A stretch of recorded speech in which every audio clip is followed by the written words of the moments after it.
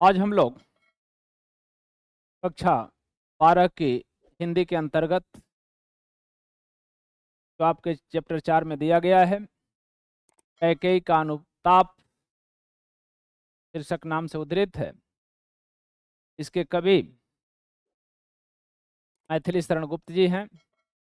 इसमें उस समय का वर्णन है जिस समय श्री राम, भाई लक्ष्मण और पत्नी सीता के सहित जंगल में चित्रकूट में अपनी कुटिया बना करके निवास कर रहे हैं और उसी गोदावरी नदी के तट पर इनकी कुटिया है और वहीं पे मनाने के लिए कैकेयी अपने पुत्र भरत, संपूर्ण गुरुजनों और ग्रामीण सभासदों के साथ पहुंचती हैं। श्री राम को हर तरह से मनाने का प्रयास करती हैं, उसी का इसमें वर्णन है और अपने पश्चाताप का अनुभव कर रही हैं और उसे हर संभव पश्चाताप की अग्नि की ज्वाला में जलते हुए उससे निदान पाने का प्रयास करती हैं। और मैथिली शरण गुप्त ने इसमें प्रस्तुत किया है किस तरह से व्यक्ति अगर गलती करता है और उसके लिए प्रायश्चित भोगने के लिए हर दंड के लिए तैयार रहता है, लेकिन फिर भी उसका जो अपजस है वह छूटता नहीं है। इसी का वर्णन इसमें है। देखें, आज इसका हम संदर्भ, प्रसंग और व्याख्या देखेंगे। तो संदर्भ में लिखेंगे कि प्रस्तुत पंक्तियां हमारी पाठ्य पुस्तक काव्य संकलन में उद्धृत कैकेयी का अनुताप नामक शीर्षक पाठ से लिया गया है और इसके रचयिता मैथिली शरण गुप्त जी हैं।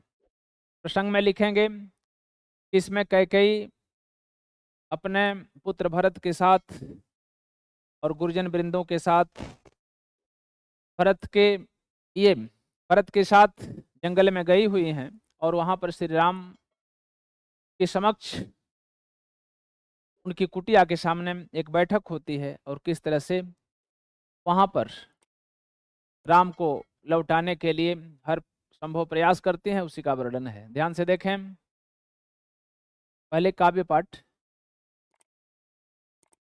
तदंतर बैठी सभा उटज के आंगे, नीले बितान के तले दीप बहु जागे, टकटकी लगाए नयन सुरों के थे वे, परिणामोत्सुक उन भयातुरों के थे वे, उत्फुल्ल करौदी कुंज वायु रह कर, करती थी सबको पुलक पूर्ण मह मह कर, वह चंद्र लोक था कहाँ चांदनी वैसी, प्रभु बोले गिरा गंभीर नीर निधि जैसी। व्याख्या देखिए, तदनंतर इसके उपरांत, इसके बाद बैठी सभा बैठ गई। उटज माने होता है कुटिया, उटज माने होता है कुटिया। जो भगवान श्री राम ने कुटिया बना रखी थी चित्रकूट में नम, उसी कुटिया के आगे बैठक बैठती है। तो उटज के आगे अर्थात कुटिया के आगे बैठक बैठती है। फिर क्या होता है, नीले बितान के तले दीप बहु जागे। नीले बितान, बितान का मतलब होता है तंबू, अर्थात नीले रंग के आकाश रूपी तंबू के तले मन नीचे दीप बहु जागे, मानो संपूर्ण आकाश मंडल में दीपगण अर्थात तारा रूपी दीपक बहुत से जगे हुए हैं अर्थात जल रहे हैं। टकटकी लगाए नैन सुरों के थे वे, कभी कल्पना कर रहा है कि वे जितनी भी टिमटिमाते हुए ताराएं हैं नम, वह शायद देवताओं के वे नेत्र हों, तो ये लगा रहे हैं कि कहीं भगवान श्री राम वापस अयोध्या को न लौट जाएं, अन्यथा राक्षसों का क्या होगा। परिणामोत्सुक उन भयातुरों के थे वे, परिणाम उत्सुक, यहाँ पे गुण संधि है, तो परिणाम उत्सुक उन भयातुरों के थे वे जो भय से आतुर थे, भय से जो व्याकुल थे देवतागण, परिणाम क्या होगा उसके उत्सुकता को जानने के लिए शायद वे देवताओं के नेत्र ही हों जो तारे के रूप में दिखाई दे रहे हैं। उत्फुल्ल करौंदी कुंज वायु रह रह कर, करती थी सबको पुलक पूर्ण मह मह कर। कह रहा है कि करौंदी और कुंज, करौंदी के कुंज अर्थात करौंदी के जो समूह हैं और विभिन्न प्रकार के पुष्पों से जो वायु बह रही थी, रह रह करके बह रही थी ना। उत्फुल्ल मतलब होता है उत्फुल्लता पूर्वक, उत्सुकता पूर्वक, जो रोंगटों को खड़ा कर देने वाली है। करती थी सबको पुलक पूर्ण मह मह कर, अपने महक से अपने गंध से सबको पुलकित कर रही थी, अर्थात सबको आह्लादित कर रही थी। अरे वह चंद्रलोक था कहाँ चांदनी वैसी, प्रभु बोले गिरा गंभीर नीर निधि जैसी। वह साक्षात चंद्रलोक था। कह रहा है कि वह साक्षात चंद्रलोक ही वहां उतर आया था। कहाँ चांदनी वैसी, भला इस संसार में वैसी चांदनी कहाँ हो सकती है, अर्थात कहीं संभव नहीं है। प्रभु बोले गिरा गंभीर नीर जैसी।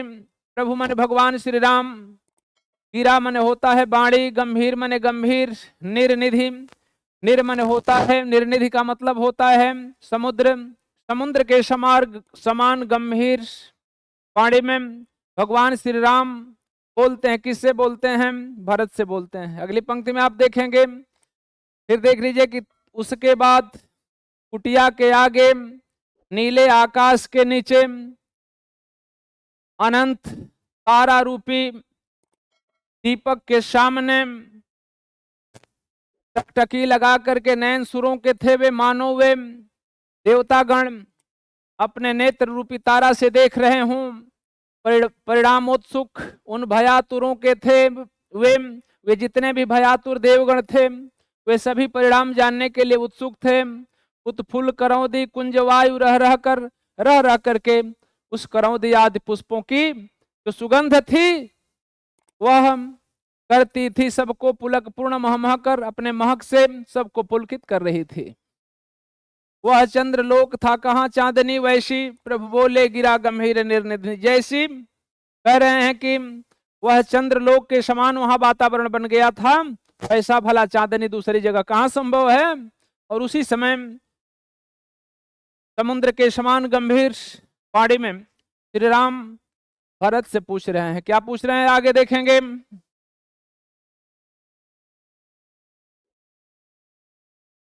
अगला पंक्ति में देखिए,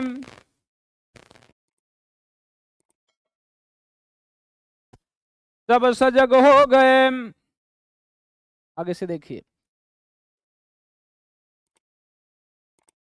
हे भद्र, हे भरत भद्र, अब कहो अभीप्सित अपना, सब सजग हो गए भंग हुआ जो सपना। हे आर्य रहा क्या भरत अभीप्सित अब भी, मिल गया या कंटक राज उसे जब तब भीम। पाया तुमने तरुतले अरण्य बसेरा, रह गया अभीप्सित से सतदप क्या मेरा। तन तड़प तड़प कर तप्त तात ने त्यागा, क्या रहा अभीप्सित और तथापि अभागा। आईसी अजस के हेतु जनन था मेरा, जननी ही के हाथ हनन था मेरा। अब कौन अभीप्सित और आर्य वह किसका, संसार नष्ट है भ्रष्ट हुआ घर जिसका। पूछ रहे हैं श्री राम कि हे भाई भरत, भद्र मन होता है भाई, हे भरत भाई अर्थात हे भरत भैया, अब कहो अभिप्सित अपना। अभिप्सित का मतलब होता है अपनी इच्छा, हार्दिक इच्छा क्या है उसे अब हमें बताओ। हे भाई भरत, अब कहो आप किस उद्देश्य से, किस इच्छा को लेकर के यहाँ आए हुए हैं। सब सजग हो गए भंग हुआ जो सपना, जिस प्रकार से कोई सोई हुई अवस्था में स्वप्न में खोया हुआ हो और अचानक सजग हो जाए। उस तरह से जितनी भी सभा थी, जैसे श्री राम ने ये वचन उचारा कि बताओ भरत किस लिए यहाँ आए हो, क्या इच्छा है बताइए, तुरंत सभी सभा सजग हो जाती है। हे आर्य रहा क्या भरत, अब भरत अभीप्सित अब भी। हे आर्य, हे आर्य का मतलब कि हे भाई श्री राम, श्री राम के लिए हे आर्य का प्रयोग हुआ है। आर्यों में श्रेष्ठ श्री राम का वर्णन है कि हे आर्य रहा क्या भरत अभीप्सित अब भी, अर्थात हे भैया क्या भरत की अब भी कोई हार्दिक इच्छा अभी बाकी है, अर्थात अब कुछ मेरी इच्छा बाकी नहीं है। क्या क्या बता रहे हैं, क्या क्या पूरा हो गया। अरे मिल गया या कंटक राज उसे जब तब भी, कह रहे हैं कि जब अकंटक, अकंटक का मतलब होता है कांटा रहित, अर्थात विघ्न बाधा से सब परे, जब राज्य उन्हें अयोध्या का मिल गया है तो भला बताइए अब उनको क्या चाहिए, अब हमें कुछ नहीं चाहिए। अरे पाया तुमने तरुतले अरण्य बसेराम, कह रहा है कि आपने क्या किया, अरण्य मने होता है जंगल, बसेरा मने निवास कर रहे हो, तरुतले मने वृक्ष के तल में, वृक्ष के नीचे इस घने जंगल में तुम बसेरा कर रहे हो। अब हमारी इससे बढ़कर के इच्छा क्या है, विरोधाभास अलंकार है। आगे देखें, अरे रह गया अभीप्सित शेष तदपि क्या मेरा, अभी भी लग रहा है कि हमारे पास कुछ शेष है का हमारी इच्छा, अब इससे बढ़कर के इच्छा की पूर्ति क्या हो सकती है। और क्या बता रहे हैं अगली पंक्ति में कि तन तड़प तड़प कर तप्त तात ने त्यागम, क्या रहा अभीप्सित और तथापि अभागम। तन मने होता है शरीर, तड़प तड़प करके मने तड़प करके व्याकुल होकर के छटपटा छटपटा करके, तप्त मने होता है जल, आग में जल करके, आंतरिक कष्ट की ज्वाला में जल करके, तात मने पिता ने त्याग दिया, तन को त्याग दिया ना, अब इससे बढ़कर के भला हमारी इच्छा क्या पूरी हो सकती है। तो तन तड़प तड़प कर तप्त तात ने त्यागा, क्या रहा अभीप्सित और तथापि अभागम। इस अभागम, इस अभागे के लिए जिसका भाग्य का हिस्सा ही न मिला हो वह क्या है अभागम। तो इस अभागा व्यक्ति के लिए, इस भरत के लिए इससे बड़ी हार्दिक इच्छा क्या हो सकती है। अब तो लग रहा है कि मेरे पिता चले गए, आप वनवास ले लिए और हमको राज मिल गया, अब इससे बढ़कर के संसार में क्या हो सकता है। व्यंग्यात्मक शैली का प्रयोग है। आगे देखें, बता रहे हैं कि हाय इसी अजस के हेतु जनन था मेरा, अनिज जननी के हाथ हनन था मेरा।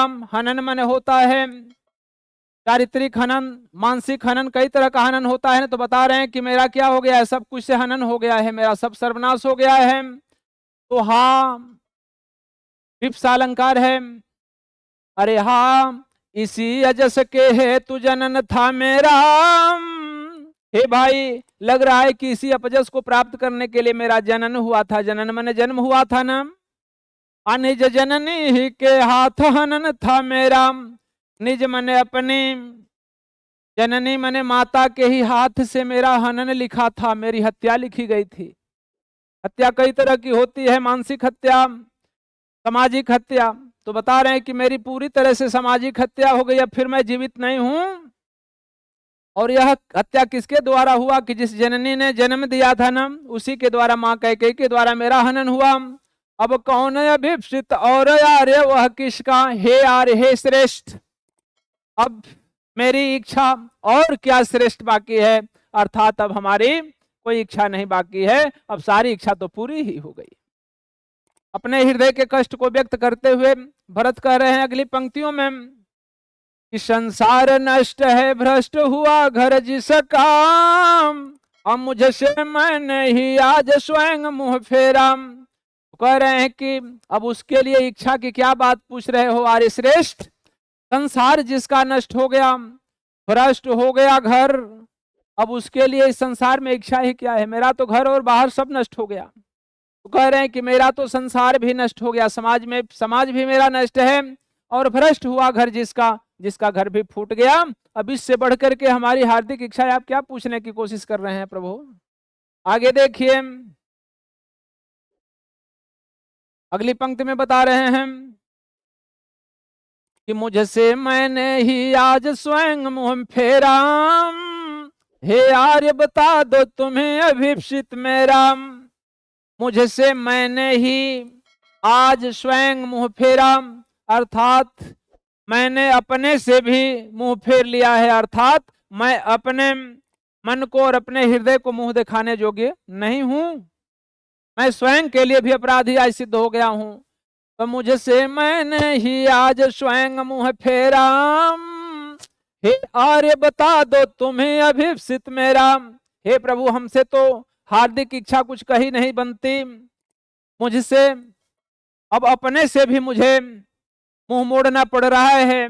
हे आर्य, हे श्रेष्ठ श्री राम, बता दो तुम ही अभिप्सित मेरा। मेरा अभिप्सित क्या है, हार्दिक इच्छा और क्या हो सकती है? हे प्रभु, आप ही बता दीजिए ना। अरे प्रभु ने भाई को पकड़ हृदय पर खींचा, आरोदन जल से सबिनोद उन्हें फिर खींचा। कह रहे हैं कि गोद में भगवान इतना जब देख रहे हैं कि भरत को इतना कष्ट है, इतना कष्ट है, तो हृदय में लेकर के गले से लगा लेते हैं प्रभु। तो प्रभु ने भाई को पकड़ हृदय पर खींचा, आरोदन जल से सबिनोद उन्हें फिर सींचा। रोदन मतलब होता है रोने के बाद निकले हुए अश्रु रूपी जल से, सबिनोद माने विनोद के साथ, प्रेम के साथ उन्हें फिर सींचा। इतना भगवान रोवे, इतना रोवे कि भरत का अंग सराबोर हो गया। ठीक उसी तरह से द्वापर में हुआ था, जब सुदामा जी कृष्ण के पास गए थे तो पान परात को हाथ छुयो नहीं, नैनन को जल सो पग धोए, नेत्रों के जल से ही धो डाले। उसी तरह से भगवान श्री राम भरत जब इस तरह की बातें करते हैं कि हे प्रभु, आपको वनवास हो गया, मेरे पिता का मरण हो गया, तड़प तड़प करके प्राण त्याग दिए, सामाजिक और हर तरह से मानसिक मेरी मां ने मेरी हत्या कर दी, तो भगवान द्रवित हो जाते हैं और विनोद के साथ उन्हें गोद में भर करके और अपने नेत्रों से रुदन करके और उस जल से इन्हें सींच डालते हैं, अर्थात सराबोर कर देते हैं। आगे देखिए, उसके आशय की थाह मिलेगी किसको, अजन कर जननी ही जान न पाई जिसको। ये पूछ दिया गया है, देखिए डबल इन्वर्टेड कामा से क्लोज है। ये यहां से कह रहा है कि उसको अर्थात भरत को भगवान श्री राम कह रहे हैं कि उसके आशय की थाह मिलेगी किसको, उसके आशय की अर्थात उसका क्या उद्देश्य है, उसकी थाह का मतलब गहराई। भला कौन नाप सकता है, कौन पता कर सकता है कि भरत के हृदय में कितनी गहराई है, कितना प्रेम है। जन कर जननी ही जानन पाई जिसको, कह रहा है कि जिसको स्वयं जन्म देने वाली, जनकर मने जन्म देने वाली जननी अर्थात मां कैकेयी ही जिसको जान नहीं पाई, भला उसको कौन जान सकता है। भरत के अथाह प्रेम का वर्णन किया गया है। आगे देखेंगे, अगली पंक्ति दे रहा है।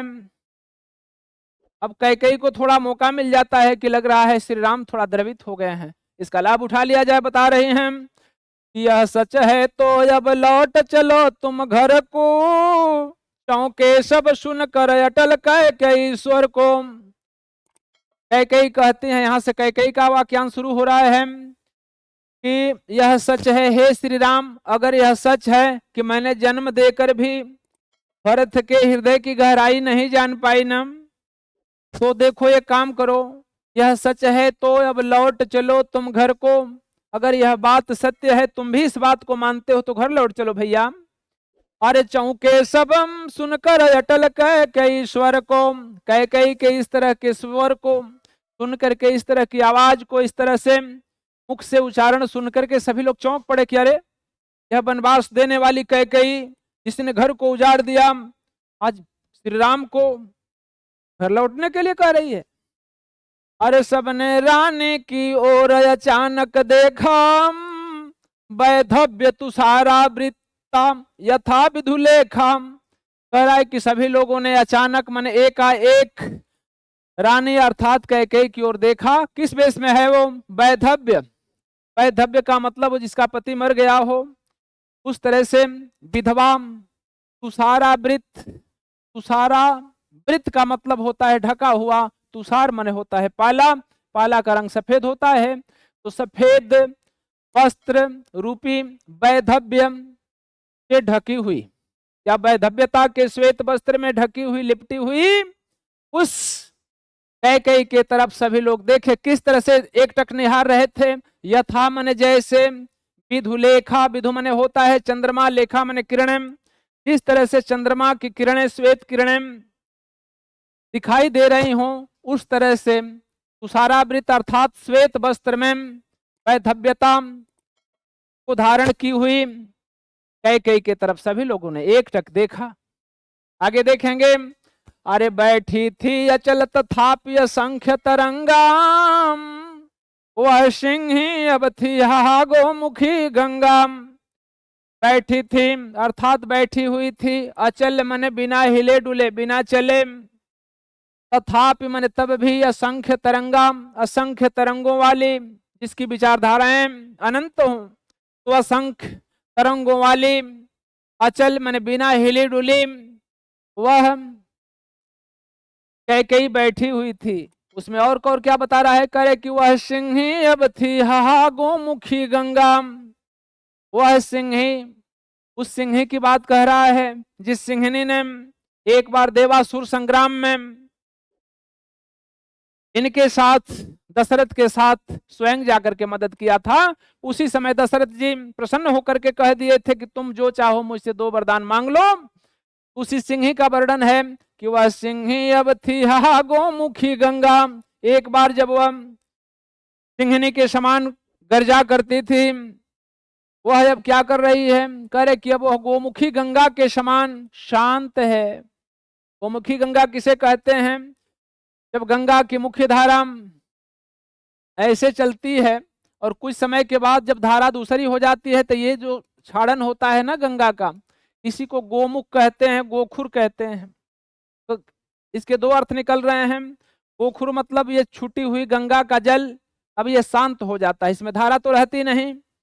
और गोमुख का मतलब होता है कि गंगा गोमुखी से निकली हुई है। तो जिस तरह से गोमुख से निकलने वाली प्रवेगशाली धारा गोखुर में आकर के बिल्कुल शांत हो जाती है, उसी तरह से सिंहनी के समान गर्जने वाले वह गए कैकेयी अब गोमुखी गंगा के समान शांत दिखाई दे रही है।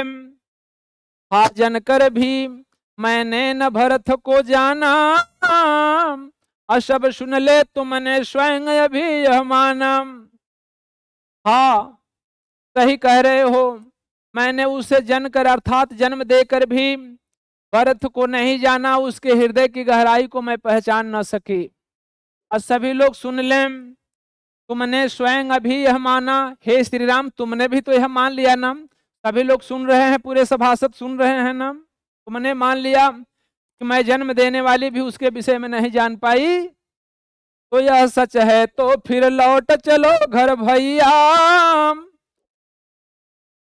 यह सच है तो जब लौट चलो घर भैया, अपराधीन मैं हूं तात तुम्हारी मैया। कह रहा है कि अगर यह बात सच है कि मैं जन्म देकर भी भरत की हृदय की गहराई को नहीं जान पाई, तो अब लौट चलो घर भैया। हे भैया, हे मेरे पुत्र, अब तो घर लौट चलो। अपराधीन मैं हूं तात तुम्हारी मैया। हे तात, हे तात, मैं तुम्हारी अपराधीन हुई, मैं तुम्हारे साथ अपराध किया है, यह मान करके घर लौट चलो। आगे देखिए, आगे देखें,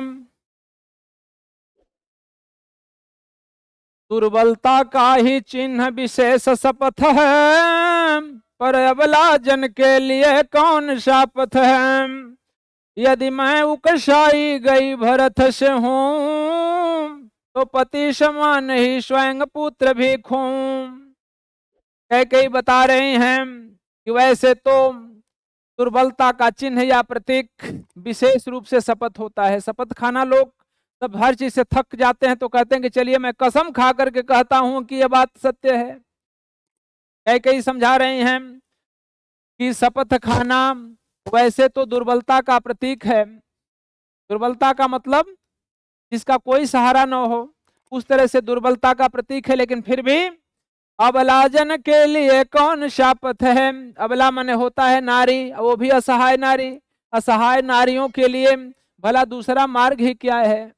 कसम खा करके ही तो किसी से विश्वास दिलाया जा सकता है ना।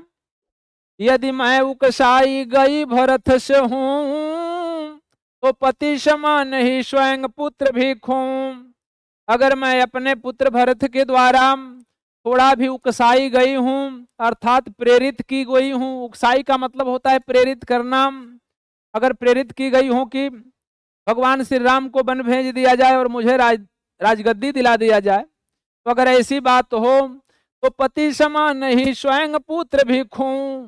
तो जिस तरह से मेरे पति दशरथ की मृत्यु हो गई ना, उसी तरह से मेरा पुत्र भी क्या हो जाए, खो जाए। उधर संकेत है, कसम खा रही हैं कि इसमें मेरे पुत्र का कोई दोष नहीं है। दोनों लोग भरत को निर्दोष साबित कर रहे हैं। तो ठहरो मत रोको मुझे कहूं सो सुन लो, आप पाओ यदि उसमें सारे उसे सब चुन लो। कई कह रहे कोई जब इस तरह से कसम खाने लगते हैं, तो जो वहां के श्रेष्ठ वशिष्ठ गुरु जैसे लोग वहां बैठे हुए हैं वो मना करें, कह रहे भाई चलिए इसमें कसम खाने की क्या बात है, क्यों कर रही हैं, पुत्र का कसम खा रही हैं। तो क्या कह रहे हैं कि ठहरो, रुक जाओ, अरे मत रोको मुझे कहूं तो सुन लो। मुझे रोको मत, मुझे कह लेने दो मेरी जो पीड़ा है। मुझे जो भी मैं कह रहा हूं उसे ध्यान से सुनो। अरे पावो यदि उसमें सार उसे सब चुन लो। सार का मतलब होता है मुख्य अर्थ। अगर उसमें कुछ अर्थ, कुछ अच्छी चीजें मिले तो उसे चुन लो, अर्थात उसे ग्रहण कर लो। और क्या बता रही हैं कि करके पहाड़ सा पाप मौन रह जाऊं, राई भर भी अनुताप न कर न पाऊं। कह रहे हैं कई भला पहाड़ के समान इतना बड़ा पाप, इतना बड़ा पाप, अपने इस कर्म के कारण अपने पति को खो दिया, राज ध्वंस विध्वंस हो रहा है, मेरा बड़ा पुत्र आज वनवास में से रहा है, और हमारा जो पुत्र है वह हमसे विमुख हो गया है। उसी को बता रही हैं कि पाओ यदि उसमें सार उसे सब सुन लो चुन लो, और करके पहाड़ सा पाप मौन रह जाऊं। इतना बड़ा पहाड़ के समान पाप, पर्वत के समान ऊंचा या ज्यादा पाप मैं करने के बाद भला मैं चुप रह जाऊं, तो राई भर भी अनुताप न कर न पाऊं। करे कि राई मैंने उतना बड़ा पाप करके, और राई का दाना छोटा होता है, छोटा भी पश्चाताप न कर पाऊं। मुझे पश्चाताप कर लेने दीजिए, क्योंकि पाप का प्रायश्चित पश्चाताप ही होता है। आगे देखें, थी छत्र शशि निशाओश टपकाती, रोती थी नीरव सभा हृदय थपकाती। अरे उल्काशी रानी दिशा दीप्ति करती थी, सब में भय विस्मय और खेद भरती थी। बता रहे हैं मैथिली शरण गुप्त जी कैकेयी के बारे में। उधर अनुताप कर रही थी, पश्चाताप की अग्नि में कैकेयी जल रही थी, दूसरी तरफ प्रकृति क्या कर रही थी कि थी स नक्षत्र, सारे नक्षत्र 100 मन एक साथ मिल करके, साथी में और कौन था, शशि, शशि माने होता है चंद्रमा, निशाम अर्थात संपूर्ण रात्रि ओस के कणों को टपका रही थी, मानो ये भी रो रही थी। अर्थात उस रात्रि में जितने नक्षत्रगण, संपूर्ण तारागण थे, अर्थात देवताओं के, अभी बताया गया था ना कि देवताओं के नेत्र रूपी तारे थे, तो वे तारागण अर्थात देवताओं के जब इस तरह का कष्ट सुने भरत के मुख से और कैकेयी के मुख से, तो अश्रु की धारा बहने लगती है, अर्थात प्रकृति भी रोने लगती है। जितने भी नक्षत्रगण थे, देवताओं के नेत्र थे, चंद्रमा था, पूरी रात्रि लग रहा है कि यह ओस टपका रही है, अर्थात ओस टपकाने का मतलब कि अपने अश्रु को बहा रही हैं। कष्ट इनसे भी, प्रकृति से भी सहन नहीं होता है। आगे देखें, रोती थी नीरव सभा हृदय थपकाती, उल्काशी रानी दिशा दीप्त करती थी। करें कि पूरी नीरव, नीरव मतलब होता है बिल्कुल बिना रौ का, रौ माने होती है ध्वनि, बिना ध्वनि किए हुए पूरी की पूरी जितनी सभा कुटिया के आगे लगी हुई थी ना, सभी लोग हृदय को थपकाते हुए, हृदय को पीट पीट करके क्या कर रहे थे, रो रहे थे कि रोती थी नीरव सभा हृदय थपकाती, उल्काशी रानी दिशा दीप्त करती थी। उल्का मतलब होता है, उल्का पिंड रात में देखे होंगे, आकाश मार्ग से गिरता है जब शांत रात्रि रहती है। उल्का पिंड अर्थात आग के समान पिंड आकाश मंडल से नीचे की तरफ गिरते हैं, तो जिस तरह से गिरते हैं तो अंधेरी रात में प्रकाश कर देते हैं, अर्थात भटके हुए लोगों को राह बताते हैं। तो उसी को बता रहा है कि उल्काशी रानी दिशा दीप्ति करती थी। दिशा माने सभी दिशाओं में दीप्ति कर रही थी, अर्थात अपने विचारों से चारों तरफ विचार रूपी दीप्त प्रकाश से दीप्त कर रही थी, माने प्रकाशित कर रही थी, अर्थात सभी लोगों को अपने प्रकाश से अभिसिंचित कर रही थी, अर्थात अपने दुख से सब पर फैला रही थी, जिसके कारण पूरी सभा, नक्षत्र, सूर्य, चंद्रमा मानो रो रहे हूं, सारे लोग दुखी थे। अरे सब में भय विषमय और खेद भरती थी। क्या क्या हो जाता था, कई के कष्ट से दुखी होकर के सभी लोग भयातुर थे, विस्मय माने चकित थे, और खेद करते थे, पश्चाताप कर रहे थे। ये सारा अपना जितना भी खेद था सभी लोगों पर आच्छादित कर रखी थी। अरे क्या कर सकती थी मरी मंथरा दासी, मेरा ही मन रह सका न निज विश्वासी। इन पंक्तियों में मंथरा को निर्दोष साबित करती हुई कई कह रही हैं। लोग कहते हैं कि मंथरा ने कई को बहका दिया, ऐसा कुछ नहीं है। अरे क्या कर सकती थी मरी मंथरा दासी, करे कि भला वह मंथरा, मरी मने होता है निष्प्राण, मैं विदुषी और वह कहाँ अनपढ़, तो वह मरी हुई मंथरा दासी जो सेविका है वह क्या कर सकती, उसमें उसका कोई दोष नहीं था। अरे मेरा ही मन रह सका नहीं निज विश्वासी, निज मन अपने विश्वासी मने अपने पर विश्वास नहीं कर सका, अर्थात राम हमारे ही तो थे ना, मैं स्वयं राम पर विश्वास नहीं कर पाया, मैं अपने पर विश्वास नहीं कर पाया, इसमें मंथरा का भी कोई दोष नहीं था। आगे देखिए, जल पंजर गत अब अरे अधीर भागे, वे ज्वलित भाव थे स्वयं तुझी में जागे। बता रही हैं, अपने हृदय को कोस रही हैं कि ए पंजर, अर्थात इस हाड़ मांस का जो पंजर है, जो पिंजरा है ना, तो जल, अब तुम क्या कर, जल किस आग से, इस आंतरिक आग से, इस वेदना की आग से जो कष्ट हो रहा है हमें ना, इस आग से तुम ही जल, यही तुम्हारी सजा है। तो जल पंजरगात, पंजरगत अर्थात गत माने गात शब्द का है, गात माने शरीर, शरीर का जो पंजर है, जो अस्थियां हैं ना, ये सभी क्या करें, जलें। किससे जलें, अब अरे अधीर अभागे, आए अधीर, तुमने तो धैर्य ही धारण कर नहीं पाए ना, थोड़ा भी धैर्य धारण कर लिए होते तो आज श्री राम वनवास में नहीं आते, हमारा एक ही पुत्र हमसे विमुख नहीं होता, हमारे पति हमें छोड़ करके स्वर्गवासी नहीं हो गए होते। बता रहे हैं कि हे पंजर, हे शरीर, हे मन, मन रूपी आवरण अर्थात मन को अपने अंदर रखने वाला हे पंजर, तुम भी तो थोड़ा कष्ट सहने के योग्य हो, तुम भी उसके लिए पश्चाताप करो, जलो। अधीर अभागे, हे अभागा, हे अधीर, पंजर हाड़ मांस का जो शरीर है, स्वयं तुम जल। आगे बता रही हैं, वे ज्वलित भाव थे स्वयं तुझी में जागे, वे ज्वलित भाव अर्थात वे स्वार्थ रूपी ज्वलित भाव तुम्हारे हृदय के अंदर ही तो जगे थे ना, तुम भी जल, क्योंकि जितने लोग अपराध करते हैं सबको दंडित होना चाहिए। तो कह रहे हैं कि वे ज्वलित भाव, भगवान राम को वनवास देने का भाव तुम्हारे अंदर जल उत्पन्न हुए थे ना, तो हे पंजर तुम जल। आगे देखिए, पर था केवल क्या ज्वलित भाव ही मन में, क्या शेष बचा था कुछ न और इस मन में।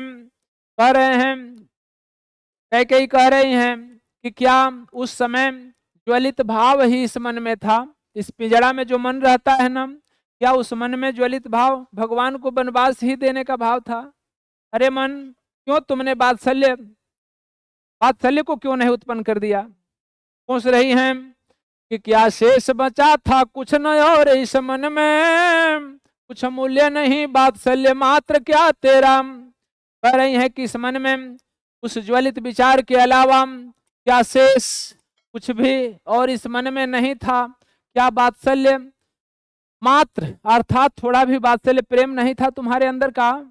मन को समझा रही हैं। आगे देखिए, अरे पर आज अन्य सा हुआ वत्स भी मेरा, थूके मुझ पर त्रैलोक भले ही थूके। तो कह रहे हैं कि कुछ भी मूल्य नहीं वात्सल्य मात्र क्या तेरा, क्या तेरे अंदर कुछ भी वात्सल्य नाम का चीज नहीं था।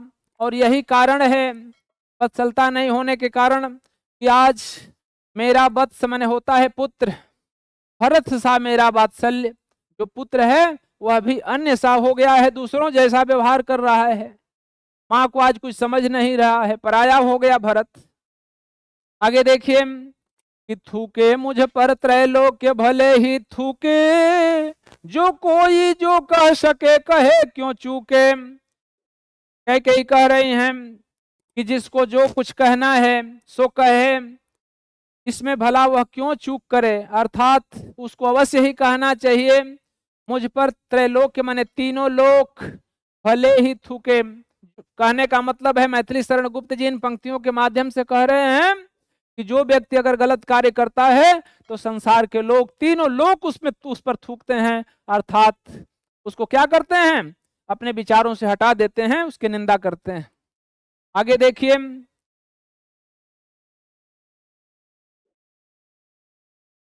अरे जो कोई जो कह सके कहे क्यों चूके। कह रही हैं कि जिसको जो कुछ कहना है सो कहे, भला क्यों चूक करे। कहने का चूक उसको नहीं करना चाहिए, उसको अवश्य ही कहना चाहिए।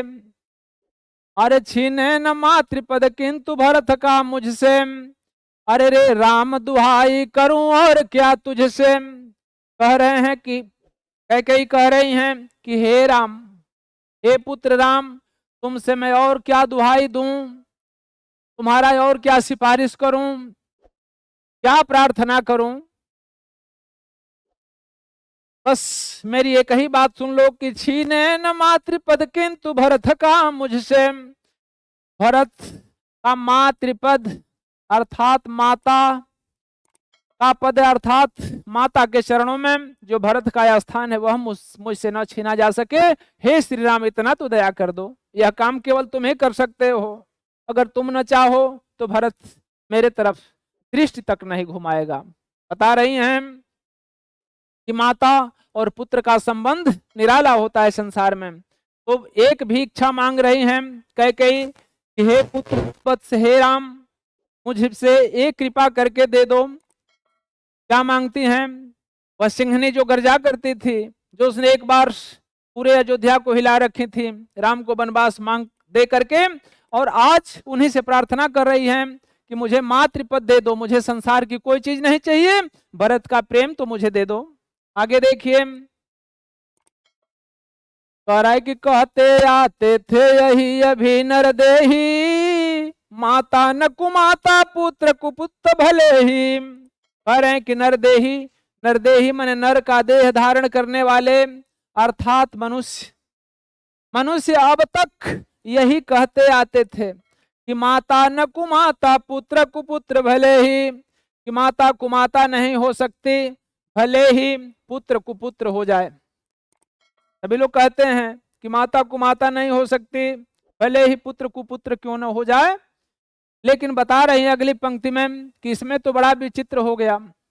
इसमें क्या कह रही हैं कि अब कहें सभी यह हाय विरुद्ध विधाता, है पुत्र पुत्र ही रहे कुमाता माता। अब सभी लोग यही कहें, कि अब सभी लोग यही कहें, क्या कहें कि हाय विधाता, विधाता के विरुद्ध हो गया, विधाता की लेखनी पलट गई। अब तक माता कुमाता नहीं हो सकती थी, पुत्र कुपुत्र भले ही हो जाता था, लेकिन आज तो उलट गया, आज पुत्र ही पुत्र रहा, लेकिन माता जो है वह क्या बन गई, कुमाता बन गई। अर्थात कैकेयी अपने को कोस रही हैं कि मैं माता कहलाने के योग्य नहीं हूं, पुत्र पुत्र है, आज मैं माता कुमाता बन गई हूं। ठीक अपने मुंह से ही उसको स्वीकार कर रही हैं। आगे देखेंगे, अरे बस मैंने इसका बाह्य मात्र ही देखा, दृढ़ हृदय न देखा, मृदुल गात्र ही देखा। बता रही हैं श्री राम से और जनता के सम्मुख कैकेयी कि बस मैंने इसका बाह्य मात्र ही देखा, इस भरत के मैंने बाहरी ढांचा को देखा था कि यह मेरा पुत्र है, सुकोमल हृदय वाला नाम, दृढ़ हृदय न देखा, मृदुल गात्र ही देखा। मैंने इसके दृढ़, दृढ़ का मतलब होता है कठोर, मैंने इसके कठोर हृदय को नहीं देख पाई। इतना कठोर हृदय है, इतना हृदय में गहराई है प्रेम का, इसको मैंने शायद नहीं भांप पाया। तो कह रही हैं कि बस मैंने इसका बाह्य मात्र ही देखा, दृढ़ हृदय न देखा, मृदुल गात्र ही देखा। कह रही हैं कि मैंने बस इसका बाह्य मात्र ही देखा, बाहरी शरीर देखा, इसके हृदय में कितनी प्रेम की गूढ़ता है इसको मैंने नहीं देखा, केवल इसके मृदुल मन होता है मधुर कोमल गात्र, मैंने शरीर का ही दर्शन किया था। आगे देखिए कि परमार्थ न देखा, पूर्ण स्वार्थ ही साधा, इस कारण ही तो हाय आज यह बाधा। कह रही हैं कि मैंने परमार्थ नहीं देखा, परमार्थ का मतलब होता है दूसरों का अर्थ, दूसरों के कल्याण के विषय में मैंने थोड़ा भी नहीं सोचा। पूर्ण स्वार्थ ही साधा, मैंने पूरी तरह से स्वार्थ की भावना को ही साधती रही, केवल अपने लिए सोची कि मेरा पुत्र राजा बन जाए, मैं यहाँ की महारानी हो जाऊंगी, सभी दासी क्यों न हो जाए। मैंने स्वार्थ को देखा। इस कारण क्या हुआ, इस कारण ही तो हाय आज यह बाधा, इसी कारण यह बाधा, विघ्न बाधा, यह कष्ट उत्पन्न हुआ है, अन्यथा इस तरह की स्थिति नहीं उत्पन्न हो पाती। अरे जुग जुग तक चलती रहे कठोर कहानी, और रघुकुल में भी थी एक अभागिन रानी। कह रहा है कि मेरा सच्चा प्रायश्चित तो तब होगा, तब कि जुगों जुगों तक यह कठोर कहानी चलती रहे कि रघुकुल में, अर्थात रघु के कुल में, रघु के खानदान में एक ऐसी अभागिन कैकेयी नाम की रानी थी, इसके कारण भगवान को वनवास हुआ, पुत्र पराया हो गया, और अपना उसका जो पति था वह स्वर्गवासी हो गया, अयोध्या का राज तहस नहस हो गया। यह कहानी चले तभी हमारा सच्चा प्रायश्चित होगा। आगे देखें कि धिक्कार उसे था महास्वार्थ ने घेरा, 100 बार धन्य वह एक लाल की माई। यहाँ पर देखिए कि निज जन्म जन्म में सुने जीव यह मेरा, धिक्कार उसे था महास्वार्थ ने घेरा। कैकेयी कह रही हैं कि निज जन्म, निज मने अपना, जन्म जन्म, जब बार पुनराजन्म की कहानी है, बताया जाता है शास्त्रों में कि एक जन्म के बाद दूसरा जन्म होता है। तो कह रही कि मैं अपना जब जब जन्म लूं उसमें मैं, यह जो हमारा जीव है ना, यह धिक्कार उसे था महास्वार्थ ने घेरा, यह जीव हमारा सुन सके कि वह रानी अभागिन थी और उसने स्वार्थ, उसको स्वार्थ घेर रखा था, उसे धिक्कार है। इस शब्द को जब जब मैं सुनूंगा तब तब मेरा प्रायश्चित होता रहेगा। आगे देखेंगे, 100 बार धन्य वह, 100 बार धन्य वह एक लाल की माई, जिस जननी ने है जना भरत सा भाई। बता रही हैं कि 100 बार धन्य वह एक लाल की माई, जिस जननी ने है जना भरत सा भाई। भगवान श्री राम कह रहे हैं कि जब कैकेयी से इस तरह की बात को भगवान श्री राम सुनते हैं तो क्या बोलते हैं कि 100 बार धन्य वह एक लाल की माई। कह रहे कि ऐसी माताओं को सैकड़ों बार धन्य हो, वह एक लाल अर्थात जो भरत जैसा एक पुत्र पैदा करती हो, जिस जननी ने है जना भरत सा भाई, जिस जननी ने, जिस माता कैकेयी ने जना मन जन्म दिया है भरत सा भाई को, ऐसे माँ का 100 बार धन्यवाद कहा जाए। अब इस तरह का जब भगवान श्री राम से इस तरह का उच्चारण सुनती है सभी सभा, तो क्या करती है कि पागल सी प्रभु के साथ सभा चिल्लाई, 100 बार धन्य वह एक लाल की माई। सभी लोग चिल्लाने लगते हैं कि भरत की मां कैकेयी की जय हो। ठीक है, तो धन्य हो धन्य हो, इस तरह का चिल्लाहट होने लगती है जब भगवान अपने मुख से कह देते हैं कि इस तरह के भरत जैसे पुत्र को जन्म देने वाली वह माँ धन्य हो धन्य हो। जब वह धन्य धन्य करने लगते हैं तो पूरी वहां की बैठी हुई सभा बोल उठती है कि 100 बार धन्य हो हम एक लाल की माई उस भरत के मां कैकेयी की जय हो। आगे देखिए, हाँ लाल उसे भी आज गमाया मैंने, विकराल कुजस ही यहाँ कमाया मैंने। जब धन्य धन्य सुनने लगते हैं कैकेयी तो आगे बोल रही हैं कि हाँ लाल, हाँ मन हे पुत्र, उसे भी आज गंवाया मैंने। कह रहे हैं कि हाँ एक ही तो पुत्र था और उसको भी मैंने आज गंवा दिया, अर्थात भरत भी आज पराया हो गया है, मेरे तरफ देखता तक नहीं। विकराल कुजस ही यहाँ कमाया मैंने, कह रहे कि विकराल मने अत्यंत विशालतम, कुजस मने अपजस, इस संसार में जन्म लेकर के मैं कमाई। आगे देखें, निज स्वर्ग उसी पर वार दिया था मैंने, हर तुम तक से अधिकार लिया था मैंने। कह रही हैं कैकेयी कि निज मने अपना स्वर्ग अर्थात अपना सब कुछ उसी पर अर्थात उसी पुत्र पर मैंने न्यौछावर कर दिया था, अर्पित कर दिया था। उसी के लिए तो सारा काम मैंने किया ना, उसी के लिए राजपाट मांगा, न राजपाट मांगे होते, न वनवास मांगे होते श्री राम को, न पति की मृत्यु होती, न आज इस बेस में यहाँ जंगल में आना पड़ता। बता रही हैं कि विकराल कुजस ही यहाँ कमाया मैंने, निज स्वर्ग उसी पर वार दिया था मैंने, हर तुम तक से अधिकार लिया था मैंने। करे कि हर अधिकार तुम तक मने तुम भरत तक अर्थात भरत के लिए सारे अधिकार मैंने लिया था। भरत के लिए राजगद्दी का मतलब पूरा सर्वस्व जो वहां का अधिकार था भरत के लिए मैंने मांग लिया था, उसी को बता रही हैं। लेकिन पर वही आज यह दिन हुआ रोता है, संकित सबसे धृत हरिण तुल्य होता है। कह रहे कि पर वही दुलारा भरत आज दीन बन करके बेचारा बन करके रो रहा है, गिड़गिड़ा रहा है भगवान श्री राम के चरणों में। संकित सबसे धृत हरिण तुल्य होता है, यहाँ पर देखिए हरिण तुल्य, हिरण के तुल्य माने समान, धृत माने पकड़े गए, धरना माने पकड़ना। तो कह रहा है कि जिस तरह से हिरण का शावक पकड़ा जाता है और पकड़ने के बाद में जिस तरह से संकित हो करके और वह कांपता रहता है और गिड़गिड़ाता रहता है, उस तरह से हमारा यह बालक दीन अवस्था में हो करके और श्री राम के सामने गिड़गिड़ा रहा है। आगे देखिए, श्रीखंड आज अंगार चंड है मेरा, तो इससे बढ़कर कौन दंड है मेरा। यह श्रीखंड का मतलब होता है हृदय का टुकड़ा। यह भरत एक हमारे हृदय का टुकड़ा है ना। आज यह अंगार के समान, अंगार चंड का मतलब होता है एक अग्नि के विशाल प्रचंड ज्वाला के समान जल रहा है, चंड बना हुआ है अर्थात अग्नि का टुकड़ा बनकर के जल रहा है।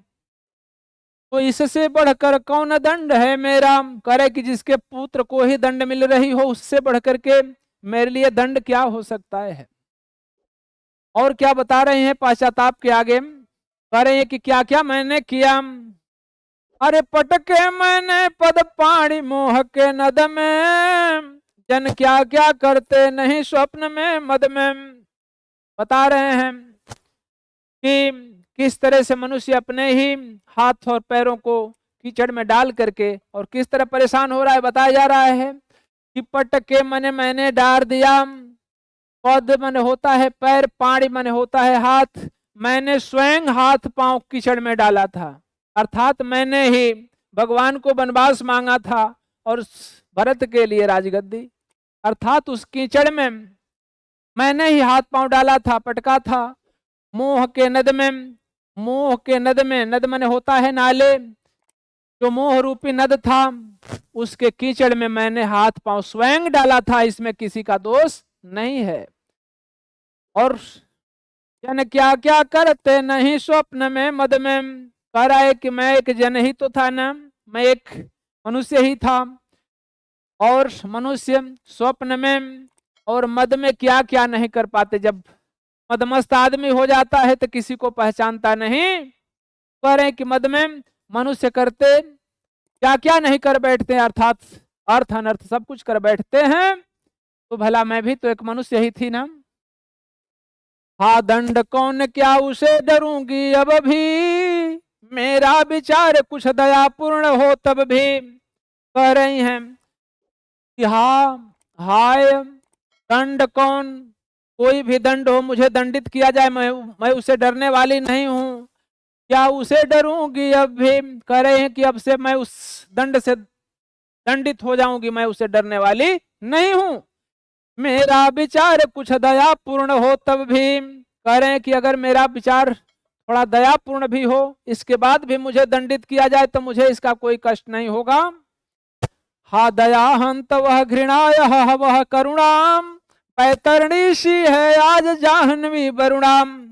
यहाँ देखेंगे कह रहे हैं कि हा दया, हाँ अगर मेरे अंदर दया का भाव भी हो, हंत वह घृणा, और वह हंत मने घृणा, घृणा का मतलब होता है घृणा का हंत करना।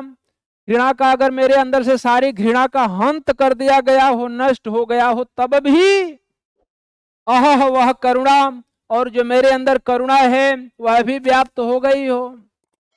पैतरणी सिया जाह्नवी वरुणाम, कह रहा है कि यह जो बैतरणी सी उपमा अलंकार है, तो बैतरणी के समान यह जाह्नवी वरुणा, अर्थात यह जाह्नवी माने होता है गंगा, और वरुणा मतलब होता है वरुणा, ये दोनों पवित्र नदियां हैं स्वर्ग से आने वाली। तो कह रहा है कि वह बैतरणी सी है आज जाह्नवी वरुणा, कह रहा है कि वह वरुणा गंगा और वरुणा जैसी नदियां आज बैतरणी के समान, अर्थात कैकेयी जो एक दिन पवित्र महारानी थी, आज वह बैतरणी के समान पाप युक्त हो चुकी है।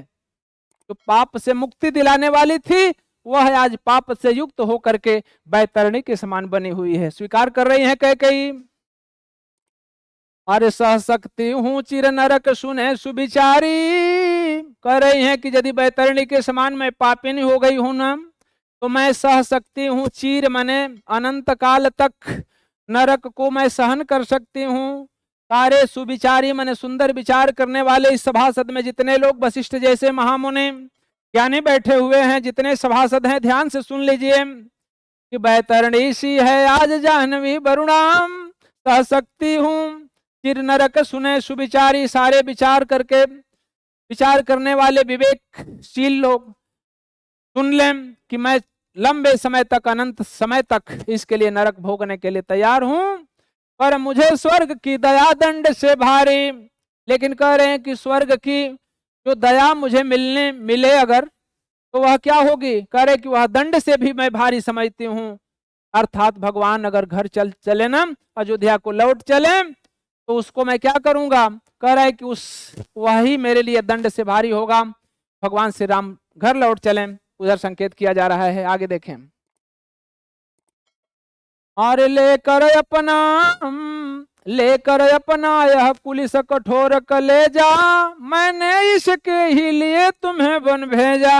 हे श्री राम, इसी कुलिस माने होता है वज्र, वज्र के समान कठोर कलेजा लेकर के, और मैंने इसके लिए ही तुम्हें वन में भेजा था ना, इसी भरत के लिए मैंने भेजा था ना, अपने कलेजे पर पत्थर बना लिया था ना, वज्र के समान कठोर कर लिया था ना।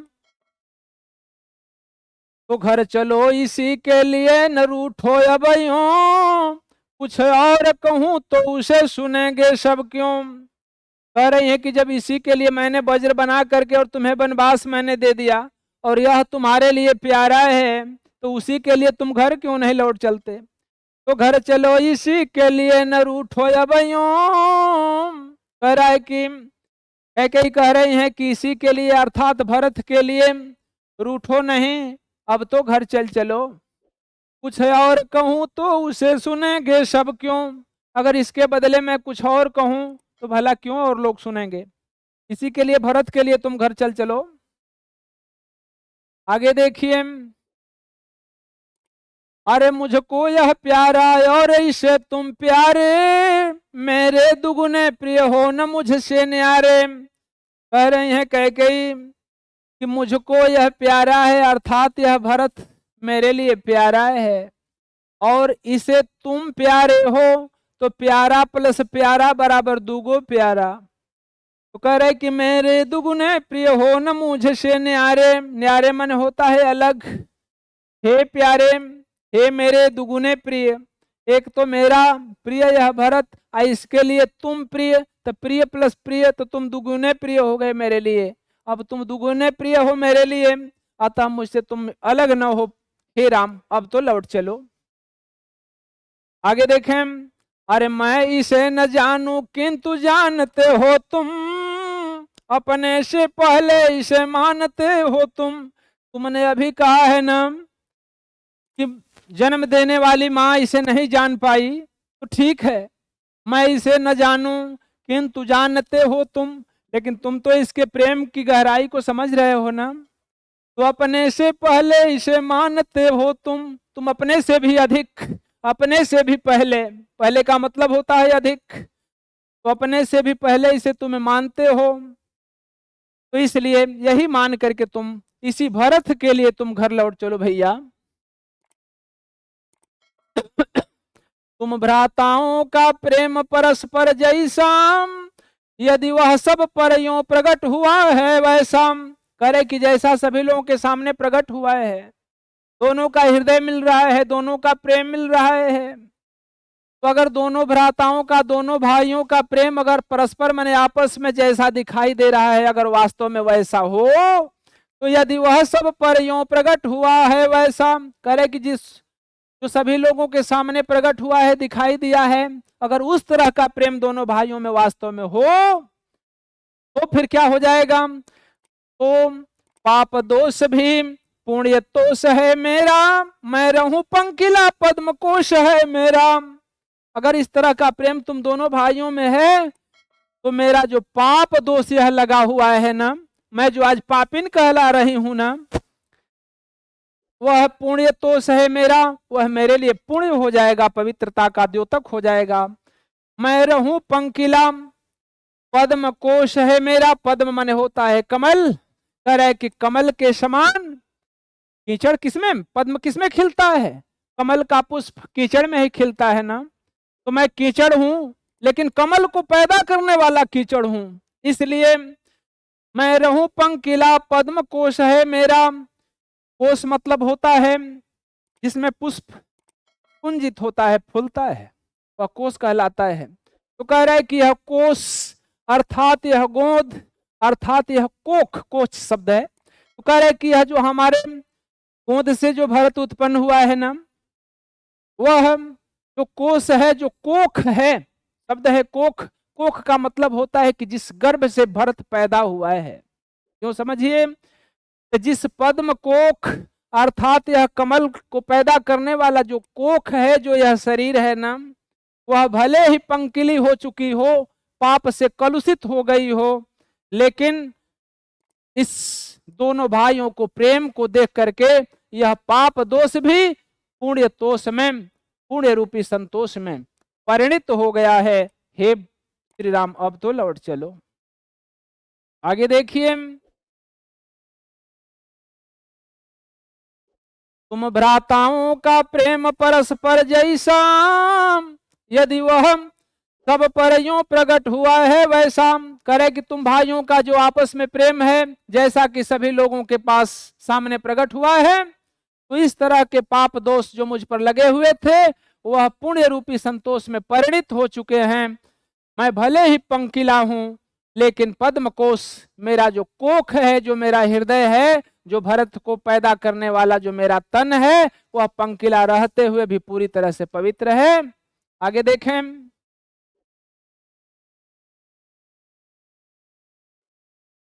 आगत ज्ञानी जन ऊंचे भाल ले लेकर, समझावे तुमको अतुल युक्तियां देकर। युक्तियां माने होता है उपाय। कह रही हैं कैकेयी कि आगत, आगत माने आए हुए, यहाँ उपस्थित, यहाँ पर जितने लोग उपस्थित हैं सभी लोग, आगत माने आए हुए, ज्ञानी जन माने विद्वान जन, ऊंच भाल कहा जाता है कि जिसका ऊंचा ललाट है वह ज्ञान का प्रतीक होता है। तो ऊंचे ललाट वाले जो ले लेकर के ज्ञानी जन यहाँ आए हुए हैं, उन्हें क्या करना चाहिए? समझावे तुमको, ये सभी लोग तुम्हें समझाएं हे राम, अतुल युक्तियां देकर। अतुल माने होता है अतुलनीय, युक्तियां माने उपाय दे दे करके तुम्हें समझाएं कि अब कैकेयी में कोई दोष नहीं है, यह पूरी तरह से तुम दोनों भाइयों को जन्म देने के कारण यह पवित्र हो चुकी है, चाहे वह कितना भी कुकर्म क्यों न की हो। अरे मेरे तो एक अधीर हृदय है बेटा, उसने फिर तुमको आज भुजा भर बेटा। कह रहा है कि मेरा तो बस एक लौता भरत ही है ना, उसी के लिए मैंने ने सब कुछ किया है। तो वह एक अधीर है, हृदय वाला है, जिसका हृदय धैर्य युक्त नहीं रह सका है, वह अधीर है।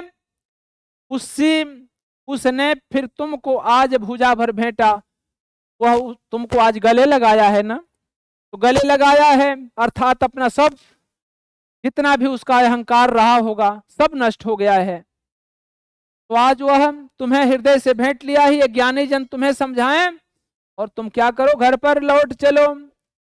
इसी के साथ आज का यह कैकेयी का अनुताप नामक शीर्षक जो पाठ था, उस पर आधारित जो व्याख्या थी, यह संपन्न हुई। आप लोग इसको देखें और समझें। ठीक इसके पीछे इस पर आधारित जितने भी प्रश्न होंगे, क्योंकि आजकल व्याख्या रेखांकित कर देता है कि अमुक ये जो लाइनें हैं, इन लाइनों की व्याख्या कीजिए, और उस पर आधारित प्रश्न पूछ देता है। जब एक बार व्याख्या देख लिए रहेंगे और उसके बाद जब प्रश्न का उत्तर दिया जाएगा तो आप आसानी से उसको कर ले जाएंगे, इसमें कहीं से कोई दो राय नहीं है। और परीक्षा पास होना अलग चीज है और ज्ञान होना अलग चीज है। अगर ज्ञान ग्रहण किए रहेंगे तभी फिर आने वाले समय में आप दूसरों को ज्ञान अर्जित दे सकते हैं। तो इसी के साथ आज यह पाठ यहाँ संपन्न होता है। धन्यवाद।